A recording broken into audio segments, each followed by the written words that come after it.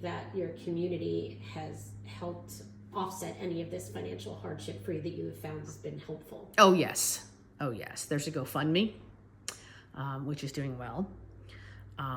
People have been very generous with the GoFundMe, with gift cards to restaurants, gift cards to ShopRite.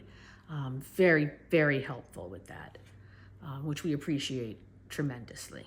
I don't know how we would get through this without the support of our community. People have brought meals and coffee and sent other gifts, and it has just been wonderful. What would be the best way for your family and friends to help you in the next coming months? That is a question I've been mulling around for a long time because people keep asking, what do you need? What do you need? What do you need? And in the moment, whenever anyone asks me, I have no idea what I need, right? Because in that very moment, I don't need anything because they're talking to me, we're having an interaction, it's very supportive, but things we need. I have an ever-growing list. Some of it is, house cleaning. We're going to have the house really cleaned before I come home from the hospital to make it as germ-free as possible, so that when I come home, I can then isolate myself upstairs. My family can still continue to live their lives, which is important to me. But then I cut my risk of infection so I don't end up back in the hospital. Right.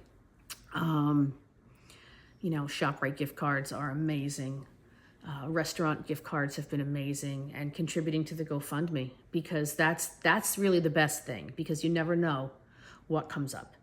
Right. And just having those funds to use for, I'll give you an example. Right now, I've met the out-of-pocket maximum for my insurance. In January, all that changes over again. So I have to start meeting my out-of-pocket maximums again when I go to my doctor's visits. Now we're talking in January, I could be at the doctor 3 times a week. That's $60 in copay a week. Yeah. So that's $240 a month just in doctor's copays. Right. So that would have to be covered. There's still the gas getting to and from that we could use that money for. And other things that come up, like any food that's in the refrigerator that's nearing its expiration date when I come home has to go. Right. Because we have to be very careful with the food I take in. So more new groceries have to be purchased. Everything has to stay fresh.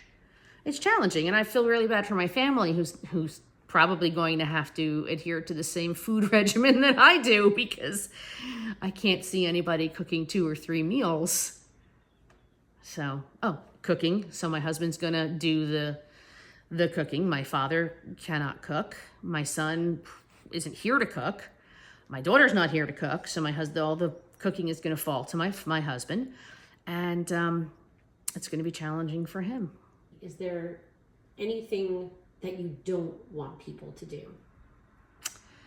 That's the other thing I've been thinking about. I think the biggest don't for any cancer fighter is, we love you all, but please don't share with me your medical advice unless you are a doctor. I have a team of oncologists who are wonderful. Yes. So advice about which chemotherapy would be best probably isn't the most helpful, because I do have doctors who have made those decisions and advised me. And I feel like with my medical team, both at Morristown and at Hackensack, I am in the best of hands. I really couldn't ask for anything better. So I am very confident. So nobody give any advice. Yeah, no need for medical advice. Support, That's right. Wonderful. Yep.